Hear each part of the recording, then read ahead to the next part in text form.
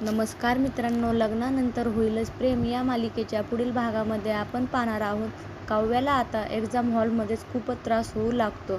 तर पार्थ आता ॲम्ब्युलन्सला फोन करतो, पण पावसामुळे ॲम्ब्युलन्स तिथे पोहोचू शकत नाही. तर त्या ठिकाणी असणारे काही लोक आता व्हिडिओ बनवत असतात. तेव्हा पार्थ त्यांच्यावर खूपच रागवतो. तर नंदिनी त्या क्षणी खूप मोठा निर्णय घेते की काव्याची डिलेव्हरी मी करणार. असं म्हणत नंदिनी सगळ्यांना छत्री ओपन करायला सांगते. तर पार्थ नंदिनीला म्हणतो की तुम्ही शुअर आहात ना? तेव्हा नंदिनी म्हणते की हो, काव्याची डिलिव्हरी तर मीच करणार. तर पुढे आपल्याला पाहायला मिळतं की नंदिनी काव्याला म्हणते की तू काही काळजी करू नकोस, तुझी मोठी बहीण तुझ्यासोबत आहे. तर मित्रांनो, मालिकेच्या पुढील भागामध्ये आपल्याला नंदिनी काव्याची डिलिव्हरी करत असल्याची सीन पाहायला मिळणार आहे.